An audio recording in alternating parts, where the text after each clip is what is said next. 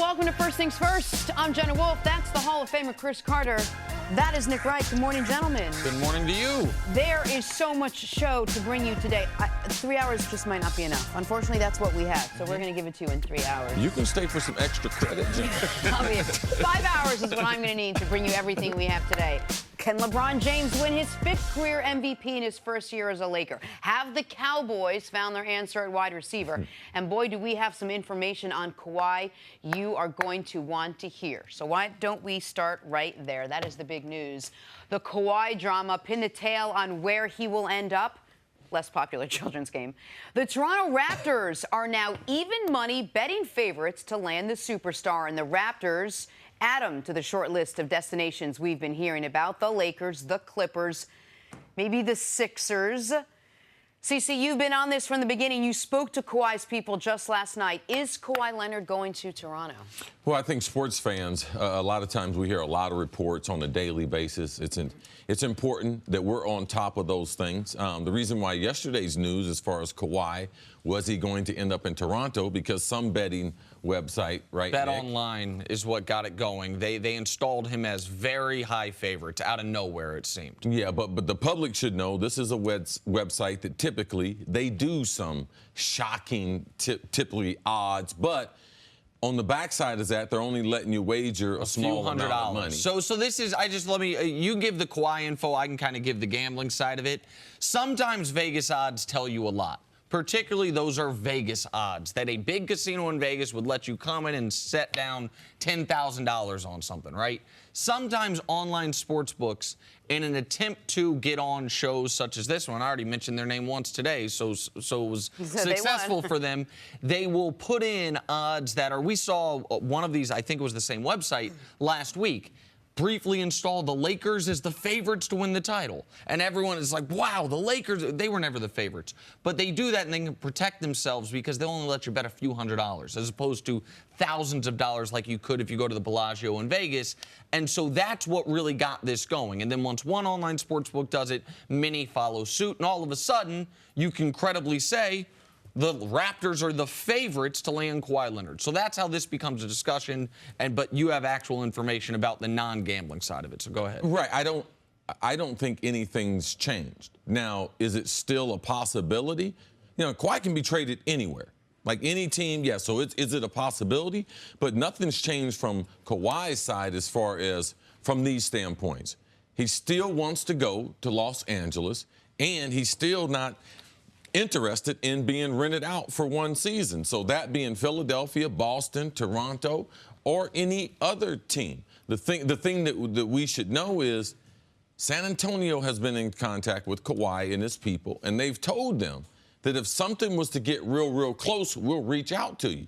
Well, it's in their best interest and smart for them to reach out to him. And typically the other team that's involved in the trade will be granted permission to reach out to the star player or the player that's being traded. None of those things happened yesterday. Actually, Kawhi and them were thinking about, you know, maybe potentially having a press release and everything because everyone was running with this story. Kawhi he was in Las Vegas for one night with some friends, and he's not in Vegas anymore. But people were running rampant with the story, so they realized that no, nothing's changed with San Antonio. Nothing's changed as far as Kawhi and their camp and their demands. Their demands are still exactly the same as I reported last week. So, go ahead, Jen. No, so people might wonder, so then why did the Raptors all of a sudden go to the top of the list? Why would the sportsbook put them there?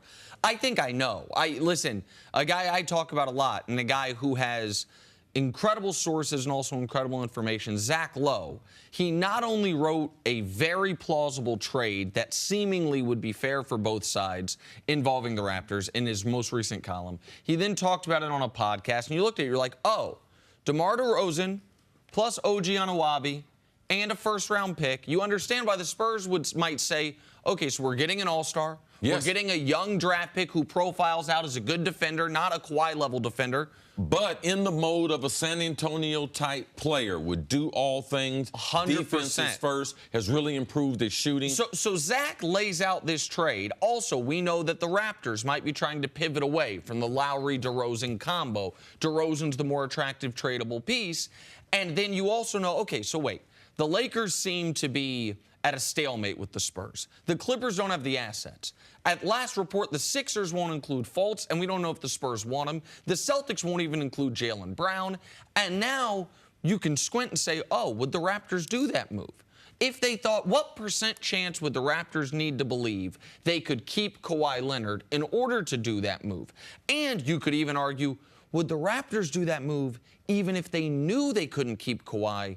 Because privately, maybe they would like the idea of getting off DeRozan's money, of being able to start anew, of being able to start fresh. Like, there's a lot of reasons why you could say this might actually make sense. It would give the Spurs a chance to stay competitive during Pop's final couple years. So from all the perspectives other than whether or not Kawhi Leonard has any interest in, much less not going to L.A., but going all the way to Canada, you can see why you would say, oh, that's an interesting move that could be made. Also, the first year that the Toronto Raptors would not have to go through LeBron James and the Cavaliers, maybe they're going to put all the eggs in the basket this year and say, okay, we've not been able to do it because of LeBron James. He's now gone. But if we're hearing this rumor, obviously the Lakers are hearing this rumor as well. Would the Lakers be making a mistake sort of letting Kawhi slip through the cracks this year? The Lakers would be making a tremendous mistake. And it really, you wouldn't be able to finish the LeBron equation. Because Nick and I had talked about, when you talk about Kawhi and what San Antonio might want, before free agency opened, it was really based on, if you can land Kawhi, you're getting both players. Well, right. LeBron's already there. So for me, I don't believe that the Lakers can give up too much in trying to get him. To be careful, though, in the same building, there's a man, Jerry West. And if you would look for a place potentially to steal Kawhi away, watch to see if the Clippers can get a third team involved. All right? That is far more reasonable, far more likely to happen than the Toronto trade. Jerry West get a third team involved because he doesn't have the assets and try to get Kawhi with the Los Angeles Clippers. Or even if, and when you say slip through the cracks, or if they can't get a third team involved, and neither team pulls off the trade this year, and the Lakers' belief is we think Ingram's going to be an all-star. We want to keep him. We are not going to trade Brandon Ingram for one extra year of Kawhi Leonard. Okay, I get that. But you sure as hell would trade Brandon Ingram for a career of Kawhi Leonard. And so if you don't, if you want to roll the dice, you are no longer rolling the dice on getting Kawhi. You're rolling the dice on being able to compete for a championship while you have LeBron. Because while there are a lot of big-time free agents available next year, none of them have asserted that they want to go to the city of Los Angeles like he has. Two of them play for the team you're trying to beat in Klay and KD. And you can make the argument Klay's dad played for the Lakers. But if the Warriors win another title this year, I can make a strong argument. The whole crew will say, let's go for 4 in a row. Yes. Jordan never did it. Kobe never did it. Shaq never did it. LeBron no one has done that since Russell Celtics. So if it to me would be an enormous gamble. We started off talking Vegas. It would be an enormous gamble to say, we're just going to get Kawhi in free agency. I think Ingram can be a really good player. It is not, to me, worth the risk of never getting Kawhi. I said yesterday, and I think you agreed, if I'm building a team to beat Golden State, my number 1 pick is LeBron James. My number 2 pick is Kawhi Leonard. You already got the first. The second is on the trade block.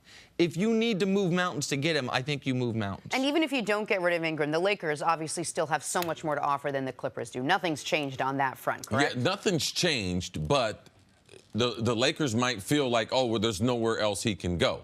And the Clippers with Jerry West, you have to understand Jerry West is trying to do everything that he can. And they have informed Kawhi and his camp, listen, don't give up on us. We are trying to move that mountain that Nick talked about. All right, we'll keep talking about that. But coming up on the other side, a little football. Is Cam Newton on the verge of returning to MVP form? There's someone in his camp that thinks so. That's next on First Things First. Talk some football now. A lot of NFL folk waiting to see which Cam Newton shows up to camp this season. The super athletic three-time Pro Bowler and league MVP back in 2015. Or the quarterback whose completion percentage and passer rating have been inconsistent. Einhorn Finkel, Finkel Einhorn. Cam's got a new offensive coordinator in Norv Turner, and Turner's got a new plan for Cam Newton. The one thing that I think, when you look at it, that we're going to work hard to help him is he has a number of games, a large number of games, where his quarterback rating is as high as anyone's. It's in that high 90s, low 100s. But in the middle of that, of a 16-game season, he has those 4 or 5 games where that rating is not very good. And that obviously makes your average not as good as you'd like. So what we're going to try to work hard for is eliminate the peaks and the valleys, and try to, on a weekly basis, make it more consistent. And I think that'll help us offensively be more consistent, and certainly will help him. CeCe, we talk a lot on this show about athletes and their ability to change as they get a little bit later in their career, and they're willing to change, right? It's not just if they can change, but if they want to change. Which area does Cam Newton really need to improve on the most? Well, his overall fundamentals. His footwork tends to get poor in the pocket. He has such great arm strength that he can be late as far as his feet being set because his arm is so strong. So his mechanics, when he gets under the gun, sometimes they fail him. So I could see why Norv Turner, it's not the high games as far as passing rating that they're worried about. They're worried about the low ones. It's like a golfer.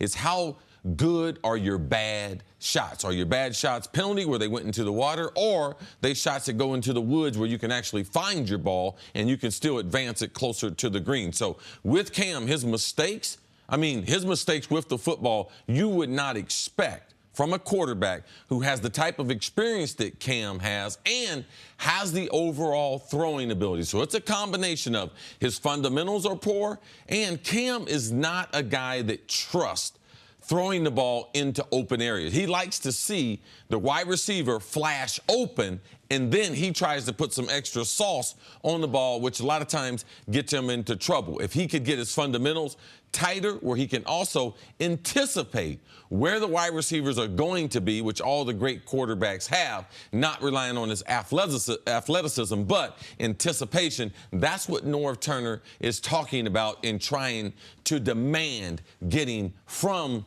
Cam Newton compared to what Mike Shula, his previous offensive coordinator, had Cam trying to do. 7 years under his belt, going into year 8. How optimistic are you, or should the public be, that he would make any wholesale significant changes on things that are it's things you would assume he's been drilled on and worked on from the very beginning? Things like fundamentals, anticipation, throwing guys open instead of waiting for guys to get open. I think 7 years is important for people to know. He was with one coordinator, but a lot of times, too, when you get a guy like Cam Newton, when he came in, Heisman Trophy winner with all the fanfare, top pick in the draft, you try to run a system that's conducive to not only what he can learn, but what he likes to do. And it transferred over to the team being able to win. But that's also with they've had great defenses to be able to help them win. So part of your career, you might have babysitted that star player, which I do believe that they did in Carolina.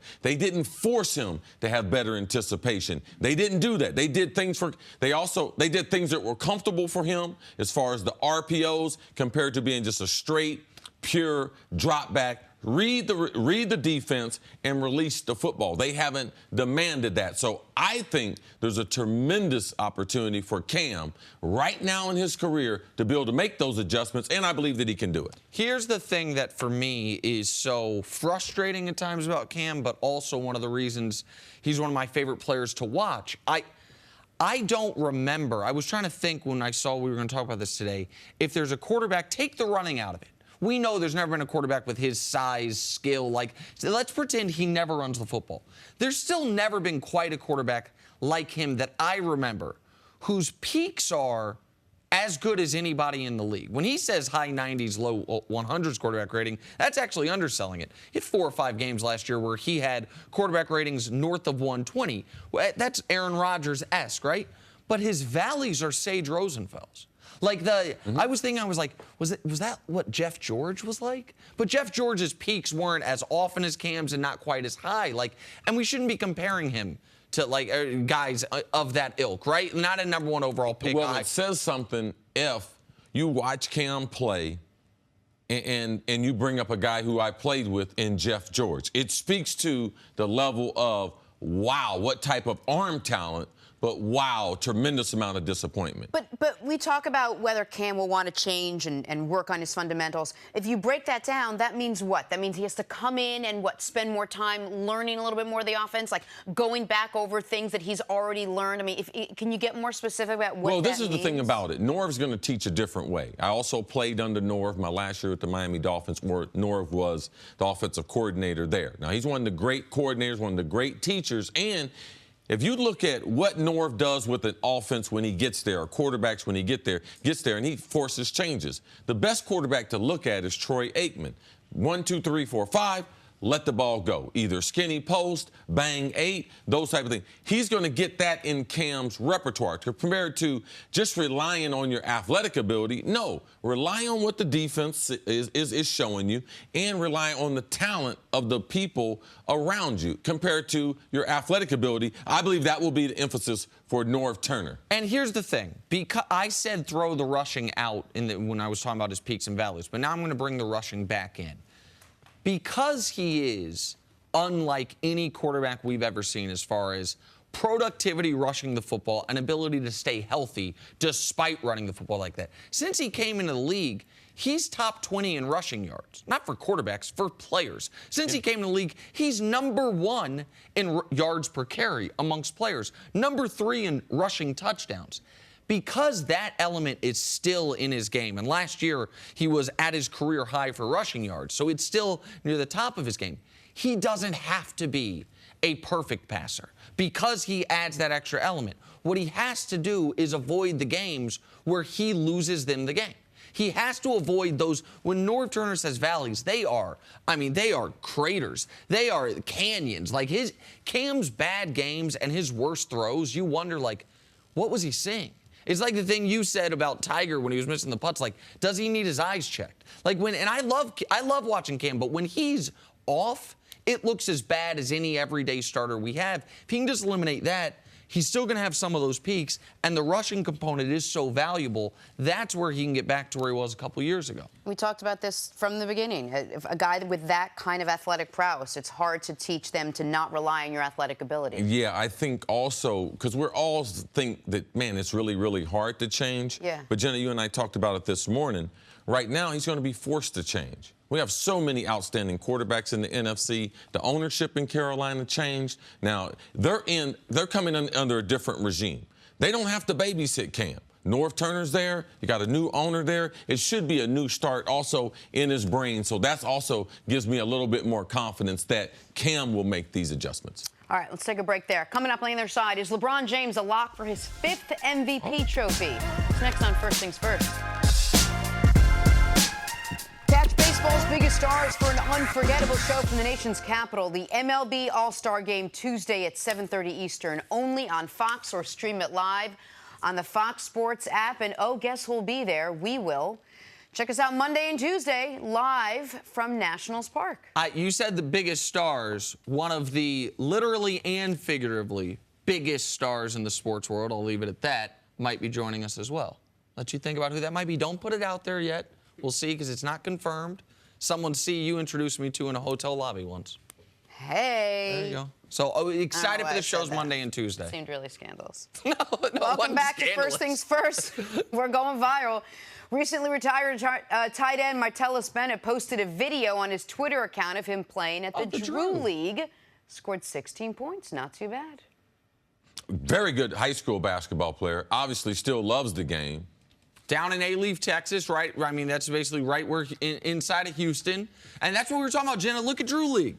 Look at all those open seats. You just walk in there. Just watch. Just walk in there, hang out, free admission. But you have to know which is the good game to go to. Like, No, Drew League, there's only one. Oh, Drew okay. League, there's only one court, one thing. Like, you And go in that's there and they it. play all day. Yeah, there's games all day. Marty B, when he's taking a break from writing his children's books. Guest on our playing show. a little hoops. Yep.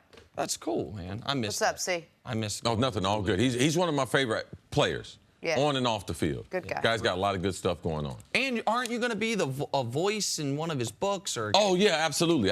We got to come up. We got to children's reconnect on that. Absolutely. Hey, Gotta time keep for that some check stories to clear. start your morning. Brought to you by Ace, the Helpful Place. When you add the best player in the league to your team, your win total is most likely to go up. The Lakers won 35 games last season, but Vegas has the over-under for LeBron's new team set at 50.5. Nick, you think the Lakers will win more than 50 games this season? I do. Here's something people should know.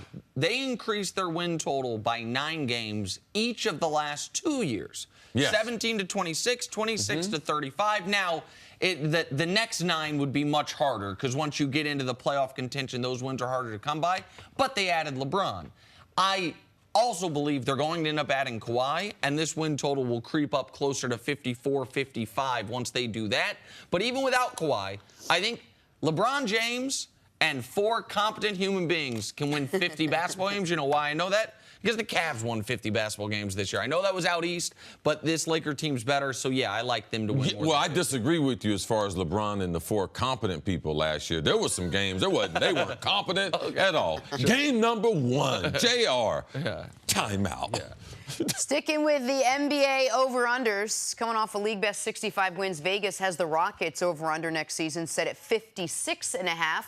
C, do you see the Rockets having a drop-off in their win total? I definitely see a drop-off. I'm with Vegas on this one. I do believe that it will go down, but I don't think it decreases their chances of beating Golden State. I believe because last year's regular season was far more important. Chris Paul's coming there, new pieces. Let's figure out, man, home court advantage I thought was very important. If Chris Paul's healthy, I don't think it's as important. So it will go down, but they do have the potential to get to the finals, which they couldn't do last year. Listen, I don't think they'll win 65 games. Yes. I think they'll win more than 56, though. That's another over I would hit. I think they will be high 50s, low 60s.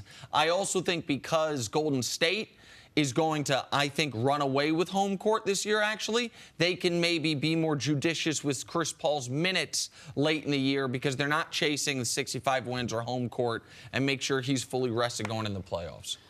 Moving on to baseball now. Albert Pujols hit 2 home runs last night to take his career total to 630 home runs. Pujols is now tied with Ken Griffey Jr. for 6th place on the all-time list.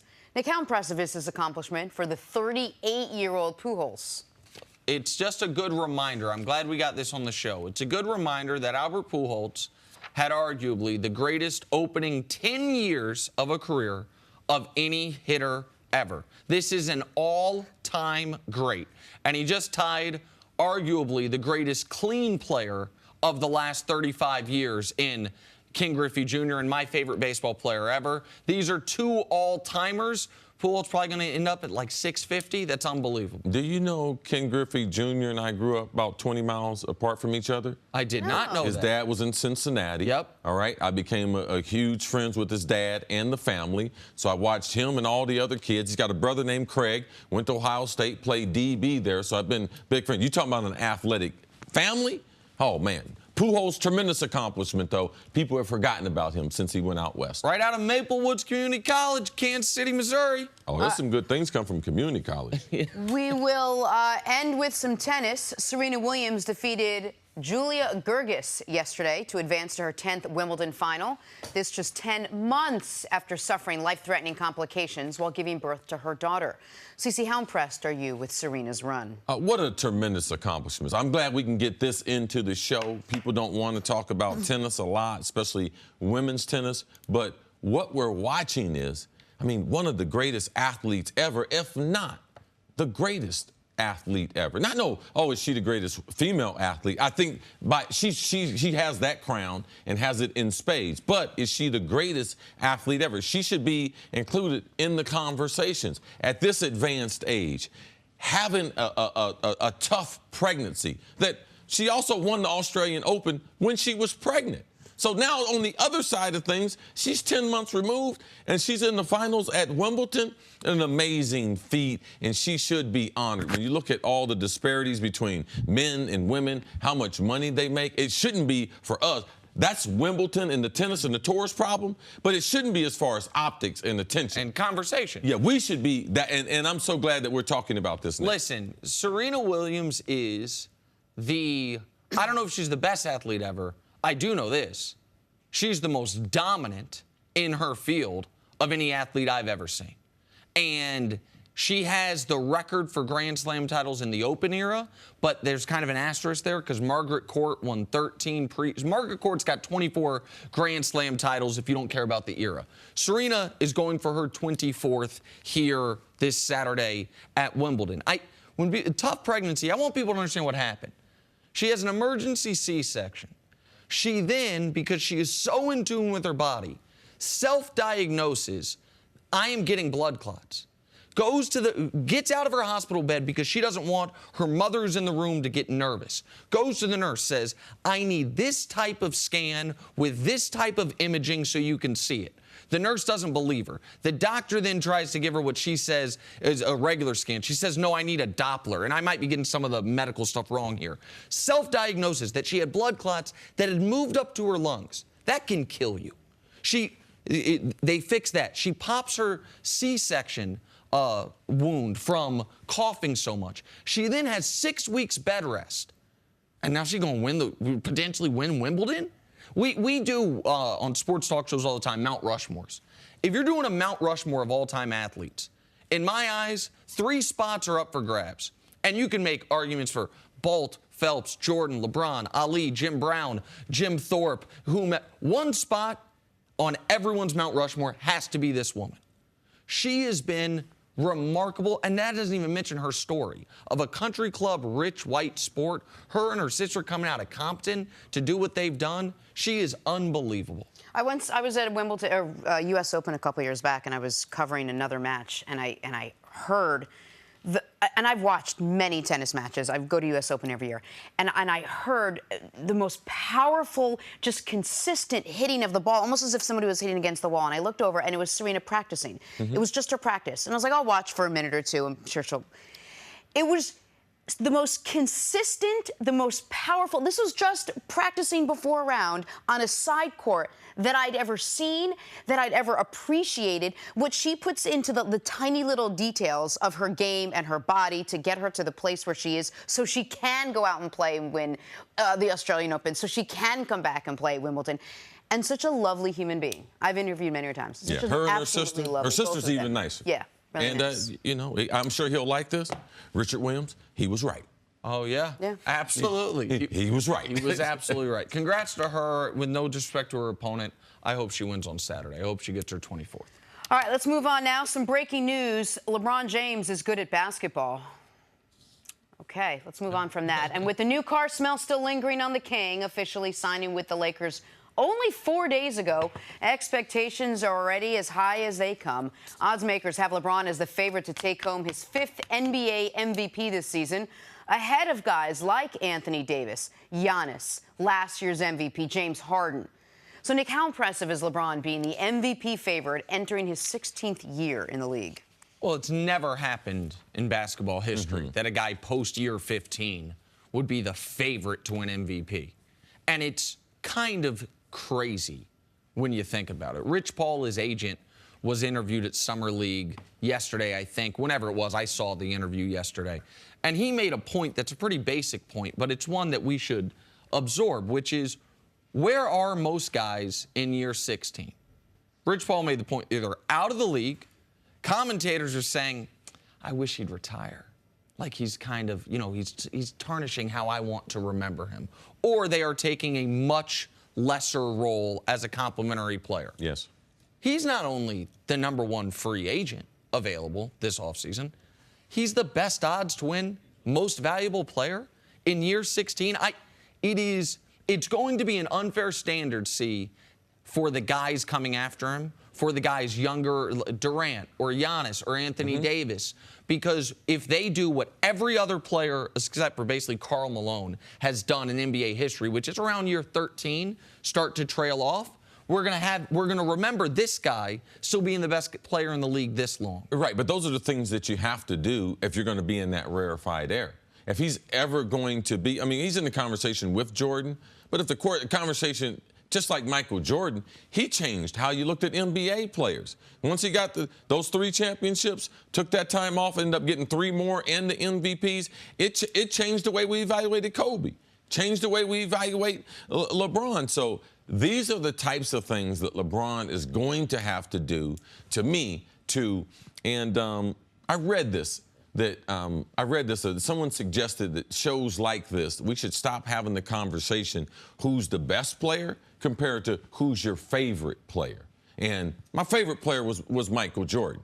And it's hard to really include players that you didn't see, but my favorite player was Michael Jordan. Your favorite player is LeBron James. And in doing what they've done in making us be their favorite, they changed the paradigm. They changed the conversation. They did things that people wouldn't see done. So that's what LeBron's going to have to do. He's going to have to win a championship with his 3rd team. He's going to have to win an MVP at an advanced age. And it lets you know what Vegas thinks about his change from Los Angeles to Cleveland, because if he had decided in free agency that he was going to stay in Cleveland, I can guarantee you he would not be number 1 or number 2 on those odds for the MVP. They think in the change of scenery, LeBron will be motivated in a different way. And I like the fact that he is the favorite to win the MVP. If the NBA players were having a draft, LeBron James will be the first player taken more often than any other player. So I like that Vegas is up on it in year number 16. And real quick, before we get to the list as a whole, 5 years ago, here was the top 5 MVP, the year KD won it. KD 1, LeBron 2, of course. Blake Griffin 3, Joakim Noah 4. Think about that. Blake and Joakim came into the league well after LeBron. They peaked then. And then their career, Joakim Noah, does he play anymore? I know the Knicks are still paying him $18 million a year. Blake Griffin is considered one of the worst contracts in the league, and a guy we wonder, since he's in the East, can he make an all-star team? Those guys came in after LeBron, and they have aged quicker than LeBron. Like, it is. We've never seen something like this on a longevity and durability scale. What would you guys say is more impressive, LeBron winning an MVP title in year 16 or LeBron getting the Lakers their first title? Which is a more impressive the Lakers feat? title is bigger. It's bigger because so many other things would have to happen. I mean, LeBron's going to finish 1, 2, or 3 in the MVP. That's what he's done anyway. So, but the Lakers, with a title, a team that hadn't been in the playoff in 5 years. I mean, worst NBA record over that tenure since Dr. Buss has died. Man, that's when their success. Man, absolutely. Jenny Buss getting this Lakers team, their 17th, that would be the biggest feat. Typically, I would say MVP, because that's an individual accomplishment as opposed to a team accomplishment where you can't just give it to one guy. But as long as the Warriors are the Warriors, whomever knocks them off, if anyone ever does, as they have their present, the KD version of them, that will go down. Forget biggest feat for LeBron, one of the greatest feats in NBA history. So given who he would have to go through, because the one thing that I will say is winning MVPs, you could argue, the one thing in the NBA that's gotten easier since KD went to the Warriors is winning MVPs. Yeah, because 2 of the players are canceled. Because 2 of the top 5 guys aren't going to win it anymore. Like KD and Steph, who had won 3 of the last 4 when they got together, those guys, or I'm sorry, they had won 3 in a row when they got together, because it went KD, Steph. Those guys now can't really win it anymore. Right. So the field is winnowed. And I saw my guy Giannis, 3rd on that list. That might be the best value bet. All right, let's take a break. Coming up, the Hall of Fame is moving on without Terrell Owens. Ooh. That's next. This is First Things First. The NFL Hall of Fame ceremony in August will be one chair short. Terrell Owens announced last month that he would opt out of attending the ceremony and instead give his speech at his alma mater, the University of Tennessee at Chattanooga. And according to the Hall's executive director, they will not individually acknowledge T.O. during enshrinement weekend in Canton, Ohio. Cris Carter, as a member of the Hall, what was your reaction to this? I mean, I'm not surprised. I'm not surprised at all. I mean, the Hall had no other choice. I mean, just to put his name with the rest of the guys, because really what is a celebration, it's a celebration of football, but it's a celebration of the other players and executive Bobby Bethenford. It's a celebration of their careers and the people that were important to them. So when you've decided that you're not going to come to the celebration, I don't know what other recourse that the Hall had, because the truth of the matter, the attention should be on the other players. We should be talking about Randy Moss's career, Ray Lewis's career. We should be talking about Jerry Kramer, the great Green Bay Packer, who finally got in. That's who we should be talking about. Terrell put them in a position where they had no other choice. So I'm looking forward to going to the weekend and celebrating with my brothers that are in the Hall and celebrating this tremendous class that all the other guys decided that they wanted to be there and be a part of it. So this is one that there's a very interesting dichotomy in the reaction that I saw. Like I said, I didn't ask Cris. I wanted to wait and hear what he said on TV, but I saw Joy Taylor tweet about this. Why does that matter? Her brother Jason is a Hall of Famer, and she made it seem as if Jason feels similarly to Cris. And when I say dichotomy, the people that aren't Hall of Famers, a lot of the media members, the reaction has been, my initial reaction was, listen, T.O. is being T.O. He's being petty. He's being selfish. He is taking away from a greater moment. But the Hall didn't have to meet petty with petty. Like, they could have simply said, Terrell Owens not here today. Here's his stats. This is this member of the, the 300 and whatever 12th member of the Hall of Fame, 90-second highlight video, and move on. When you say they couldn't have, would that have bothered, as a Hall of Famer, if they had done that, would that have bothered you? Would you think that's the wrong? It wouldn't have bothered me, but there's no need to take 90 seconds away from the other guys, because it's about the people that are there. All right, so why take the 90 seconds? We'll split it up amongst the other guys. He decided he didn't want to be there. It's not like he can't be there. He doesn't want to be there. So he doesn't want to accept the honor. No problem. They should move on without him. As a Hall of Famer, because listen, whatever your relationship with Terrell is or isn't, you for a few years have gone on TV and whenever asked about it before the vote said, listen, this guy obviously should be in the Hall of Fame. Like, he shouldn't have to wait. I mean, we've shown this, what I think is a really cool graphic. 1,000 catches, 10,000 yards, 100 touchdowns. Here's the 7 guys to ever do it, the history of this sport. Like, now, Larry's not eligible yet. He's still playing. But you had to wait a bunch of years. They thankfully didn't make Randy wait. But, like, they've made everyone on that list wait, I believe, except for Randy and Tony Gonzalez, right? Yeah, and Jerry, of course. And I'm sorry, of course. That was an oversight. Jerry was the last first ballot wide receiver Hall of Famer until Randy got it this year. And you went on TV always and said T.O. should get in. But it also, since he's made this decision, from every person I've talked to or I've seen that is a member of the Hall or associated with it, they seem almost, I don't want to say personally offended, but truly bothered that he is doing this about this weekend. Can you explain if I got that right? And if so, why there is that almost emotional reaction to what he's doing? My reaction is not emotional. I'm not bothered by it. Like, I'm not surprised at all by it either. But Terrell, if he would look back at the history of the Hall, there's heartbreak every Super Bowl Saturday when guys don't get in. He act like his tears are more important than other guys' tears. Lynn Swann waited. I'm talking about a champion. A great man, a great American. He had to wait. Harry Carson, man, he stomped and screamed. Harry Carson told him, take me off the list. The Hall of Fame refused to take him off the list. He's one of the greatest players. Eventually, he got in. Every year, I see Harry Carson there. And I remember a great conversation that I have after being passed over 5 times, got in on my 6th. And that was with Jim Trotter. He was the first person that, as a selector, that I saw once I got into the auditorium. And he said, Cris, you have the choice. You have the choice that you can either harbor all these thoughts that you had for all these years when you should have been in the hall. You're right. Or you can enjoy the moment and be celebrated with the other greats. I chose to take door number 2 because it's easy to do the other way. All right? Terrell's taken away his moment. He's taken that moment away from everyone who coached him, everyone who played with them, and that's his own decision. I'm glad the Hall decided to do what they did. Now, if I felt like the Hall was wrong and he should be recognized, I would be the first to say it. Do you think the Hall regrets this decision to include Terrell Owens?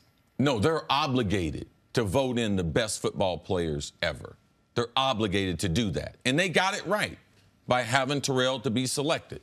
So his bust will be in the Hall, but he's decided he doesn't want to come to the celebration. When you say he's depriving his coaches or his family or whatever of that moment, that's something that I find really interesting because I think about, because I know you so well, I think about your Hall of Fame speech and you pointing out your close friends, you talking about your brothers and seeing a man who I now know, your brother John, I think it's fair to say crying, and he was so taken aback by the things you said about him. Your high school coaches there.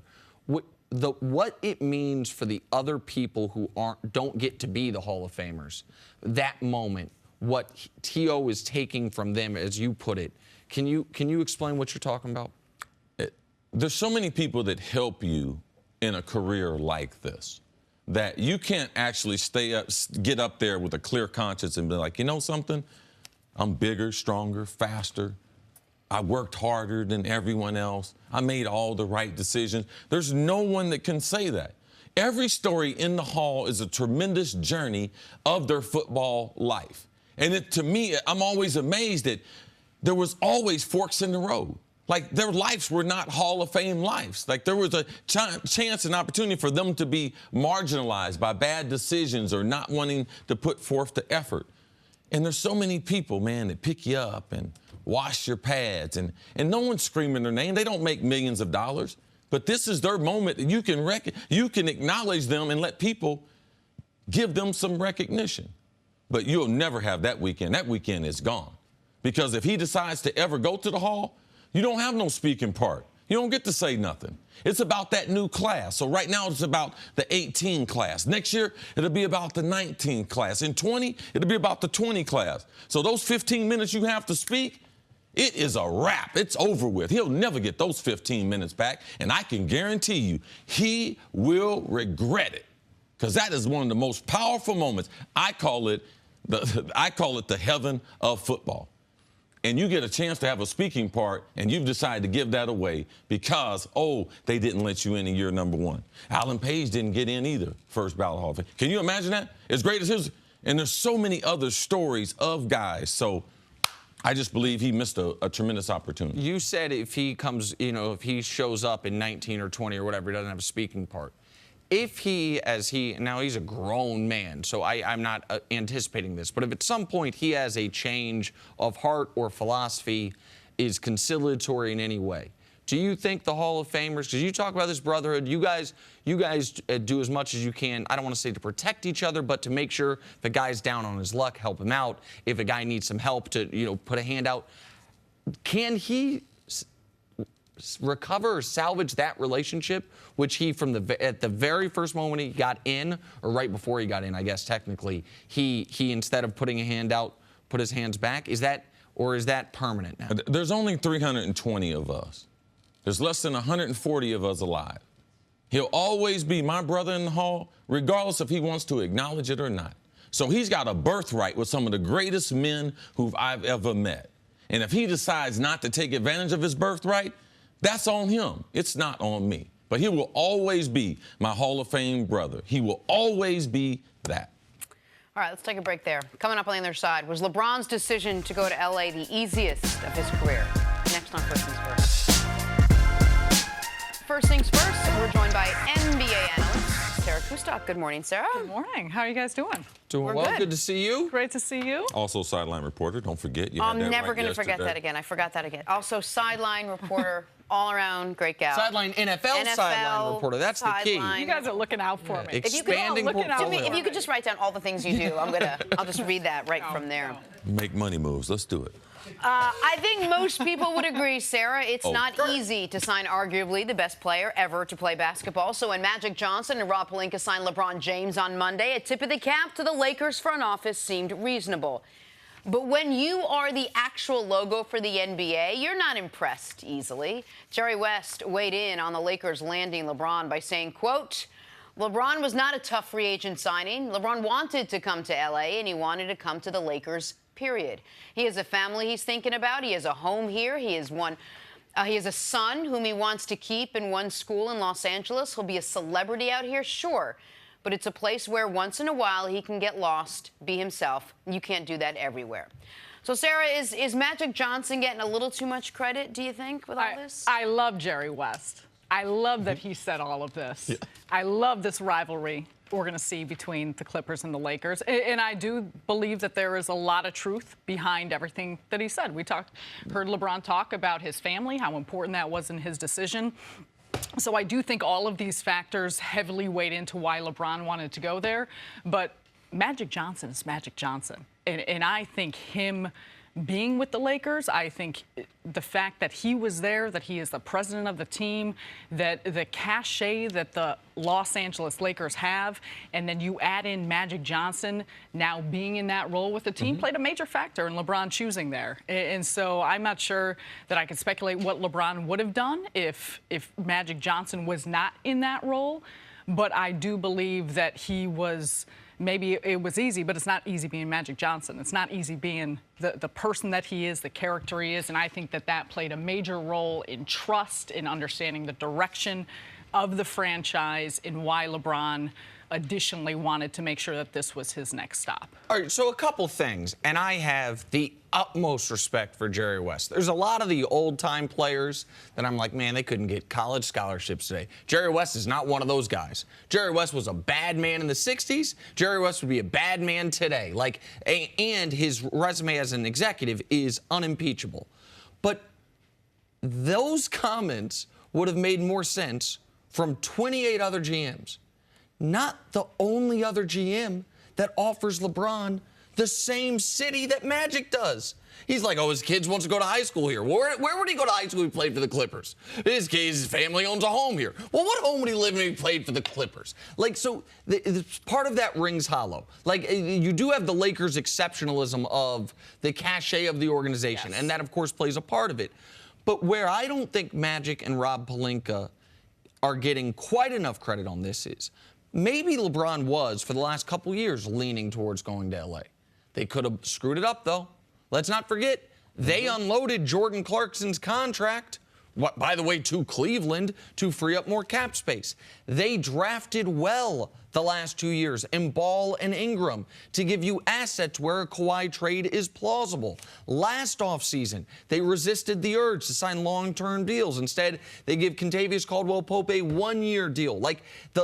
I think LeBron, 2 decisions ago, instead of Miami, I think he probably, a couple years before he made that decision, wanted to go to the Knicks.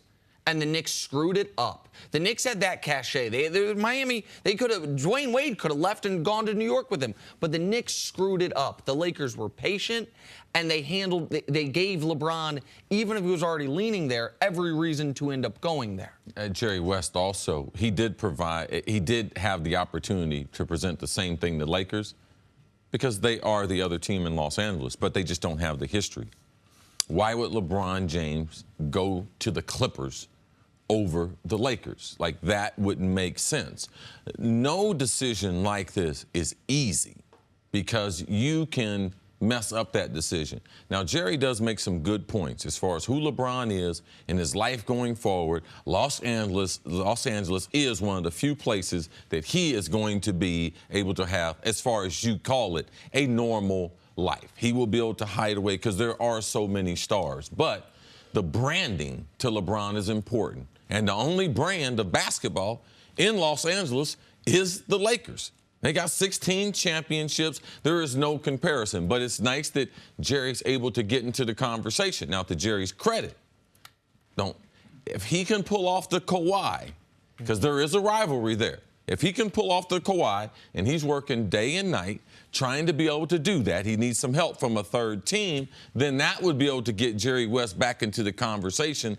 When we used to talk about him all the time. When he was in Memphis, in the front office, we talked about him. He was with Golden State. We talked about him. We didn't know where Jerry West was. So he let people know I'm in Los Angeles, even though LeBron decided to go to the Lakers. And Jerry said every single thing about Los Angeles without actually talking about the Lakers' mystique. And he, more than anyone, knows what that means. He helped build it. Yeah. Well, if Jerry and Magic were flipped, would LeBron still be a Laker? Yes, I think so. Yeah, Jerry wouldn't blow it. I mean, No. we have, if everything was equal, we have more confidence in Jerry West than we do in Magic Johnson just because of years of a track record. So it's beyond just who Magic is. It really goes back to this was not easy. And it's not about trying to land LeBron. It started 2 years ago, almost 2 years ago, when Jenny Buss decides to. First, Kobe needs to retire. All right? That was one of the, let Kobe needs to go off to the pasture. But last year, when she fired her brother, that was one of the gutsiest decisions that she's ever made since her dad passed away. Because you have to realize the dad passed away, and also they're going to the bottom of the NBA. They came together. The dad passed away. He's been gone, I think, this will be his 6th season, and they've been one of the worst teams in the NBA since then. Her firing her brother and hiring Pelinka and Magic, that's what got them to the day that Magic could wait outside LeBron's house. That big decision as far as firing her brother was huge. I also think, and to your question, which I think is true, both Jerry West and Magic Johnson are legends of the game. LeBron can attach himself to either one of those men. I personally think, too, the Lakers' struggles the last 5 seasons, I think LeBron loves that. I think Magic loves that. I think both of them embrace the idea of being able to bring this franchise. Clean slate, and they get to have full ownership over whatever success comes to that organization. Absolutely. And it goes with the track record of decisions LeBron has made. I understand in Miami he brought Chris Bosh with him, and I'm not discounting that. But he went to a team that hadn't won a playoff series in 4 years. Yes. He was drafted by Cleveland because they were the worst team in the NBA. When he went back to them, they had been one of the worst teams in the NBA and the worst team over the 4 years he was gone. He's never gone to a ready-made contender. I mean, let me rephrase it. He's never gone to a team that the previous year was a contender. Everywhere he goes, he makes them a ready-made contender to a degree. And when he brought Bosh with him in Miami, of course, that was a great basketball team. I'm not discounting that at all. But the other thing that I want to give Jeannie Buss credit for is people do a really bad job of remembering what they said about things and certainly what other people said about things. A lot of people scoffed at Magic Johnson being hired for the job that he was hired at. People talked about, so Magic, he's gonna be up on the analytics. So Magic, he's gonna be scouting guys in Europe. Magic Johnson wants to sit in these high school or college gyms. And it was missing the forest for the trees. They hired Magic Johnson because he has one thing no other person in the 7 billion people on this earth can offer. They're not Magic Johnson. They're not the guy that, while LeBron might be chasing Jordan's ghost, LeBron, I would, if you ask him in his most honest moment, the guy who he watched growing up, who he admired the playing style the most, it's Magic Johnson. Not to mention the business stuff, not to mention the different things he's done outside of basketball, which trump almost any player ever. Yes, also Pelinka. I mean, that's Kobe's agent. He had never had a job like this. So there was plenty of doubt between Magic taking over as basketball operations and Pelinka. It was like, man, what's Kobe? I thought they got rid of Kobe. Now they got Kobe's agent running the team. Yes. Kobe's shadow will always be over the team. So to this point, they have done a tremendous job. Thank you for listening to the First Things First podcast. Remember, leave us a review and tell us what you think. Subscribe to the podcast on Apple Podcasts and catch us on FS1 Monday through Friday, 6:30 a.m. Eastern. For Cris Carter and Nick Wright, I'm Jenna Wolfe. So long, everybody.